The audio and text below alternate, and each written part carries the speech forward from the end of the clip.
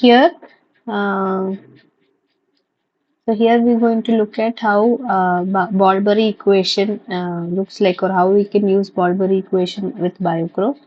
So like I had mentioned in the first session where I'm dealing with this BioCro, I had mentioned that first you can take a new file.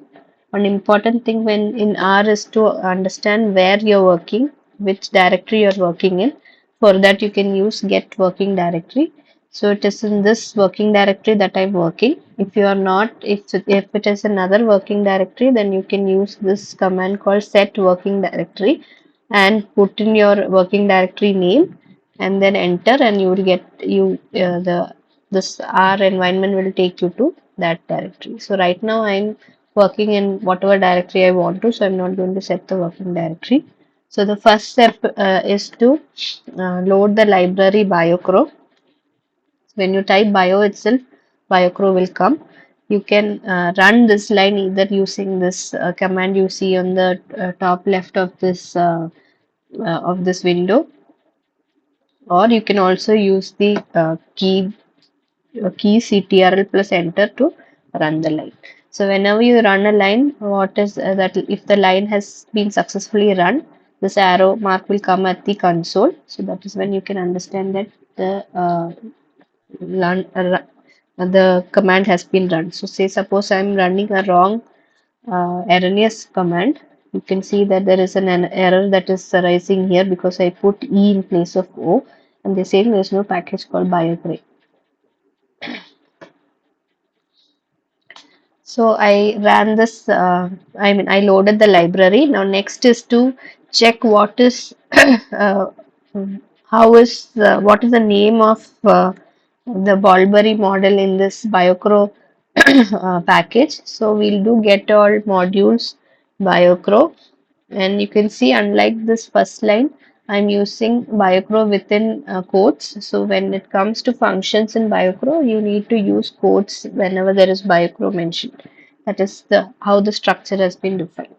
So when I run this line get all modules BioCro, I can get all the modules that are available in BioCro. Like I said, modules means it is a bunch of equation or a particular set of equation that represents one particular process. So in the last class we had looked into FECB equation. So FECB equation is one module in BioCro. Similarly, Bolberry is also one module in BioCro. So I'm going to copy this as it is, and I'm going to I want to know what all are the inputs required in Bolberry. So I'll use this command module info and paste whatever I have copied from the list. And when I run this line, I'll get that the input quantities that is required for Bolberry is the net assimilation rate. So we have to provide the net assimilation rate. What is CATM is nothing but atmospheric carbon dioxide concentration, relative humidity, the intercept value, the slope value, the boundary layer conductance, the temperature of the leaf and temperature of the air. So if we provide all of these values, they will give us three output quantities. One is the leaf stomatal conductance, conductance to water. What is the relative humidity at the surface of the leaf? So if you look into that equation for Bolberry, the ball index is a product of the net assimilation rate into the relative humidity at the surface of the leaf divided by the carbon dioxide concentration at the surface of the leaf. So in order to estimate these two values, there are a bunch of equations which I have already shown in the video. So if we give the input of atmospheric carbon dioxide concentration and relative humidity using all the uh, boundary layer conductance, all of these values of CS and HS will be estimated. So these are going to be the outputs that we obtain for the Bolberry model. So let us now run the Bolberry model with a set of input values. So for running this any module that is available in BioCro, we use the evaluate module function. So in evaluate module function, what I'm going to do is before running the evaluate model function, I need to define the inputs. So here I've already defined it. So first I'll define what are the inputs required for uh, the BioCro Ballberry model, and we had seen these are the inputs required. From the module info we got that these are the quantities that are the inputs required. So I gave a value to each of the input. Net assimilation rate, say 50 micromoles of carbon dioxide per meter square per second. Atmospheric carbon dioxide is given in ppm. Relative humidity in percentage, that is uh, in fraction value 0. 0.7, 70% is relative humidity. B naught is the intercept value, and B1 is the slope value. GBW is the leaf conductance, also in micromoles of water per meter square per second, and sorry, moles of water per meter square per second. If you notice, stomatal conductance is always provided in the units of moles per meter square per second. We are giving a leaf temperature of 25 degrees Celsius and an air temperature of 27 degrees Celsius. So this is the input that is required to run the Ballberry module. Now I am going to run the Ballberry module using evaluate function. So in evaluate, the two arguments required is the name of the module, which is BioCro ball underscore berry, and the second argument is the input quantities. So input quantities, I have defined a list of input quantities in the name of input BB. So when I run this, I will get the output as carbon dioxide concentration. We had obtained 420. We had given the input of 420. Here we are getting that this at the surface it is not 420 but 396.37 micromoles ppm of carbon dioxide. Similarly, relative humidity and atmospheric level is zero. 0.7. Then at the surface of the leaf it is around 0.85, and the leaf stomatal conductance corresponding to this assimilation rate, CS value and HS value is 1.45. Now, in order to obtain this Ballberry curve, so we had created curves like this, which are just again line equations with a particular slope value and intercept value. What do we do? And how do we make these curves for a set of values using BioCro is what we'll look into now. So, in order to create the Ballberry curve, so first we need the ball. So, in this curve, if you see say suppose we assume that the relative humidity and carbon dioxide concentration is constant, it is not changing. So, carbon dioxide concentration in the atmosphere is 420 and relative humidity is 70 percentage. The corresponding relative humidity at the surface and carbon dioxide concentration at the surface will be estimated, and then we have to find out what is the ball index for different values of photosynthetic rate. So in this quantity, this Hs by Cs is constant, but An keeps on varying. So how will the leaf stomatal conductance vary along with this is what we'll see now. So here in the set of uh, first case for running, I'm varying only the net photosynthetic rate. So if you've seen here, I had given the input quantity as net assimilation rate also, but here we will define the input quantities as two different types of input quantities. One input quantities that is remaining fixed, and another input quantity that varies. So here all of these values are fixed, that is atmospheric carbon dioxide, RH, the slope, the slope, leaf conductance, temperature, nothing is varying. Only the carbon dioxide concentration is varying. So how does the curve look like when the carbon dioxide concentration alone varies is what we will look at now. Now for that, I have defined a varying quantity of net assimilation rate. Now, in order to run the Ballberry model for a set of varying values, we make use of this function called module response curve. So again, I had also mentioned in the earlier one, in order to know in detail about a particular command, you can just type question mark and that function name module response curve, and you will get what arguments are required or what are the meanings of all the arguments in that function. So module response curve is the function name, it requires argument. First argument should be the name of the module. Second argument should be the quantities, fixed quantities defined, and third argument should be the varying quantities defined.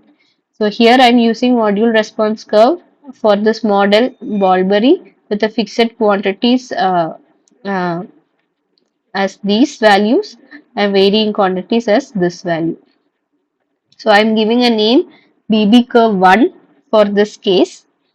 I'm going to run it, but here they're saying that varying BB1 is not found. That is because I didn't run this line. So let me run this list and again this list and then run this command, and we see that the BB curve 1 has been estimated. So if you see in the right hand side in the environment display, you can see that BB curve 1 consists of all of these fixed parameters for different values of assimilation rate. This is the data frame that is formed. This is not any sort of estimated value, it is just the data frame that is formed. Fixed BB, sorry, BB, fixed BB is the list of parameters we gave. Varying BB is a data frame of net assimilation rate we gave, and BB curve is used for estimating what is the leaf stomatal conductance CS and HS for different conditions of assimilation rate. So we can get CS over here, HS over here, and leaf stomatal conductance over here for different values of assimilation rate.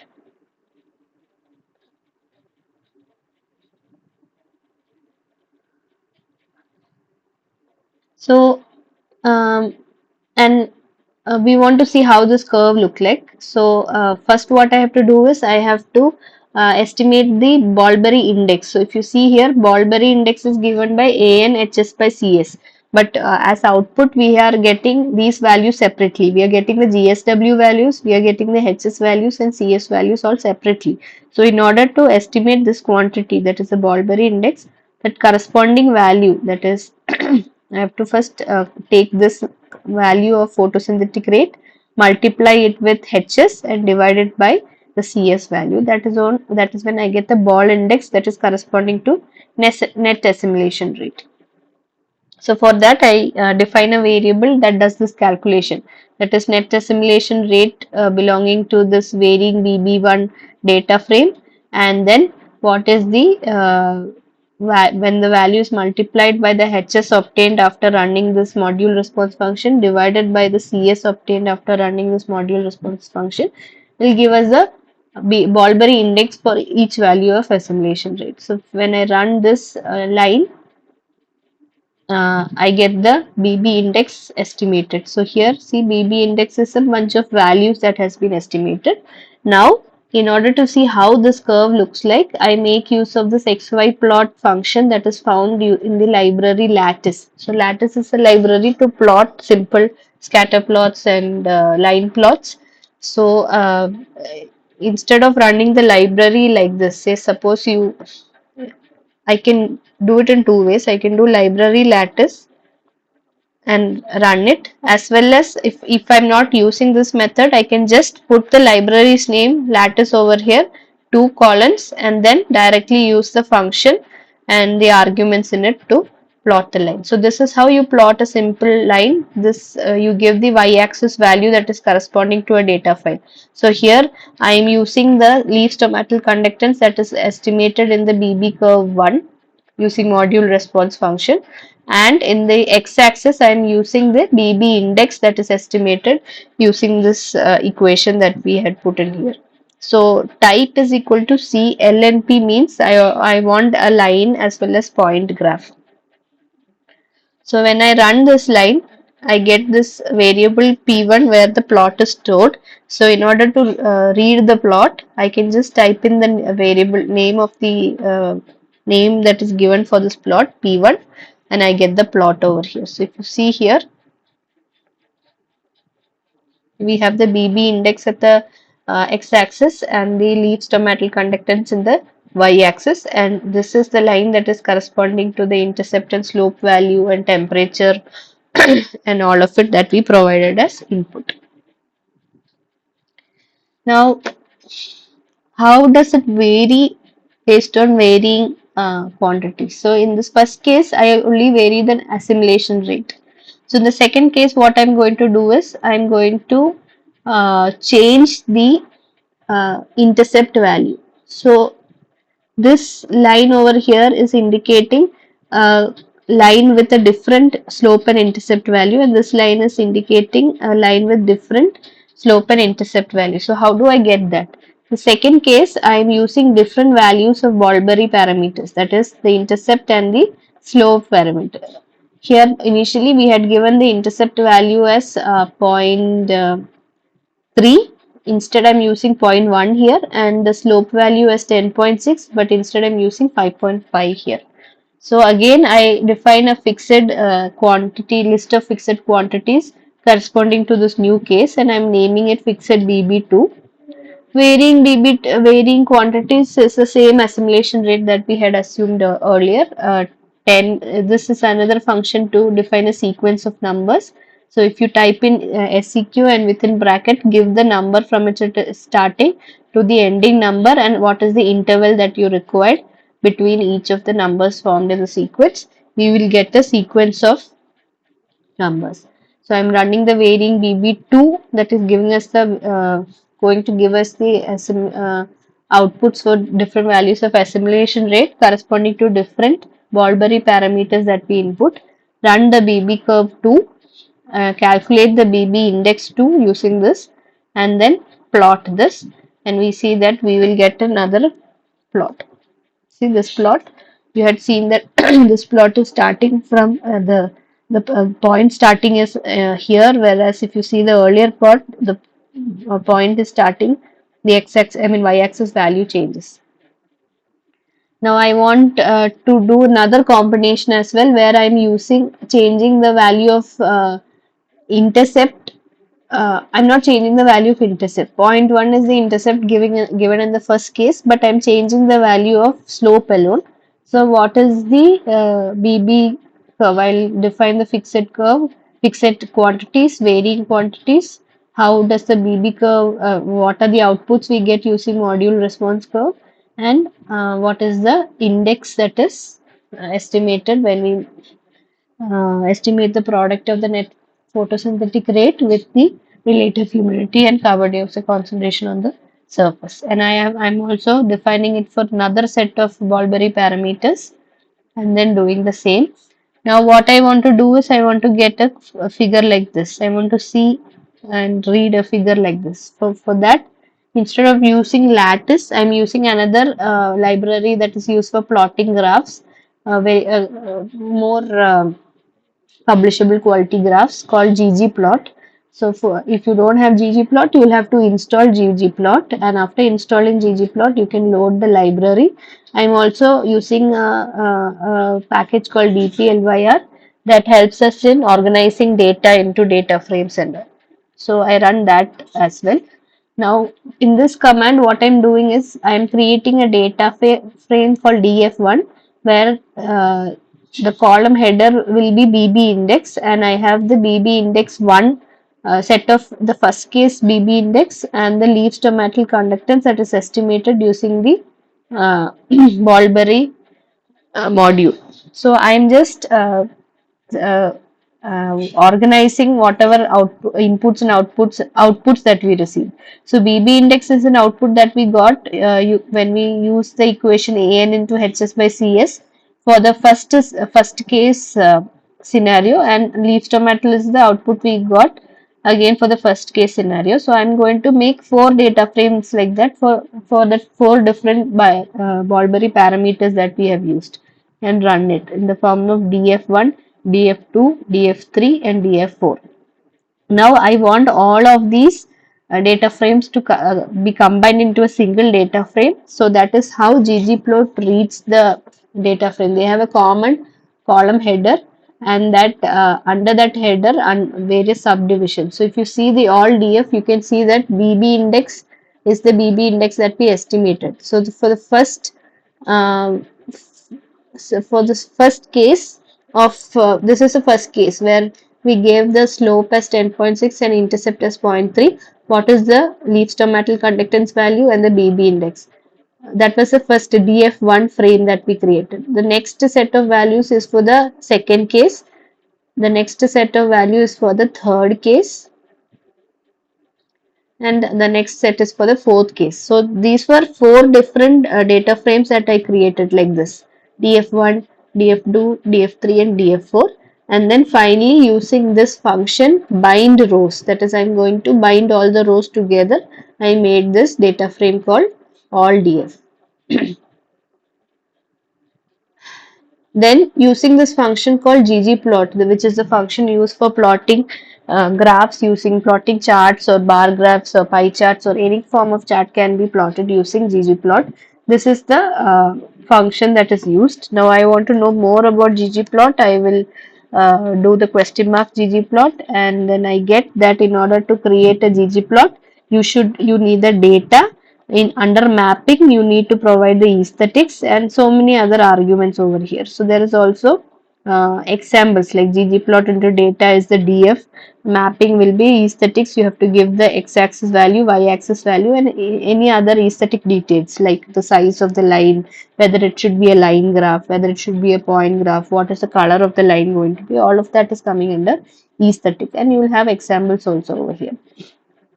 So here I am using ggplot function, and the data used here is all df, which is the data frame that I generated just now. And under aesthetic, x-axis will be the bb index and y-axis will be the gsw. Now another aesthetic option I am giving here is the color. So color will be based on the case. So we have four cases for varying Bolberry parameters. So each case, based on the case column in this, here you see the case column, all these values will have one color, all these values are going to have another color. So that the segregation that is based on case will be what based on which the color will be assigned. Then we use a plus sign and put this function as well. So if you run this line alone, let's see what happens if this line alone is run.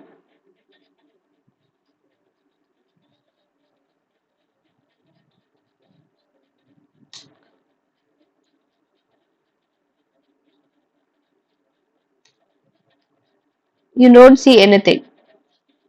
That is because we gave what data has to be used, we gave what color has to be used, but we didn't say what kind of graph we want. Do we need a line chart, or do we need a scatter plot, or do we need a bar chart, or whatever it is required is not provided here. So that is why we are providing a plus sign and giving this command called geom_line. So that what ggplot does is it plots a line graph. Then we are seeing line graph alone is not enough. We want point graph also. So we put a plus and put the geom_point. When we do this, we will get a point as well as line graph. Now let us see how these three, if run, will give what result it is going to give and how is it different. So see, now we got a graph with line as well as points, and the case that we provided, b1 is equal to 10.6, b0 is equal to 0.1. So 10.6 slope, this has a slope of 10.6 and intercept of 0.1. This has a slope of 10.6 and an intercept of 0.3. This violet purple line has a slope of 5.5 and intercept 0.1, sorry, 0.3, and the blue line has a slope of 5.5 and an intercept 0.1. So this is how the Bolberry curve looks like. Index will give us the variation of the photosynthetic rate, product of the photosynthetic rate and relative humidity at the surface of the leaf, and carbon dioxide concentration at the surface of the leaf, and leaf stomatal conductance in the y-axis. Now, if you see ggplot, I want to enhance the plot a little more by giving some titles. So, in order to give titles, we will give this command labs or labs, where for x-axis I want the axis title to be Bolberry index, and the how is the Bolberry index estimated, and y-axis I want the title to be stomatal conductance GSW, and color will be based on the case. And then I am giving a theme of minimal. So when I run this whole line and put the plot, you can see how the plot varies. It becomes better. You see, it's a more defined plot where I'm getting the axis title, I'm getting the x-axis and a y-axis title, and the graph has got white background. So if you compare these two graphs, we see that this one just has GSW, that is whatever we gave here. Y-axis is GSW, x-axis is VB index, but I want a more defined name, so that is why I use the function labs to define a particular title to x and y. And so our more enhanced graph looks like this. Now in this graph, I'm not able to extrapolate this line to this graph to see what the intercept is. So I also made use of some more sophisticated functions to, extrapolate the line. So in order to extrapolate the line, we need to obtain the we have to do the linear regression to get the extension of these lines. So we already know the equation. So based on that, a data was extrapolated and a plot was constructed based on this. And here you can see that if this is the axis at this point, which is point 3, the two lines are intersecting, and at point 1, these two lines are intersecting. So the significance of this curve was explained in the video. How that even at a very even when the stomata no that is zero photosynthetic rate, the stomatal conductance is still zero point 0.3. So there is some leakage of water happening. So stomata doesn't close fully. It always is open to a minimum level through which water keeps transpiring during nighttime or when photosynthesis is zero. So that is the significance of the intercept, and the slope is giving us what is the what is the sensitivity of photosynthetic rate and stomatal conductance. So I'll be sharing these codes with you. You can also use them, uh, write commands on your own, and cross verify with the code, and try to do a lot of things like this with the Ballberry module in BioCro.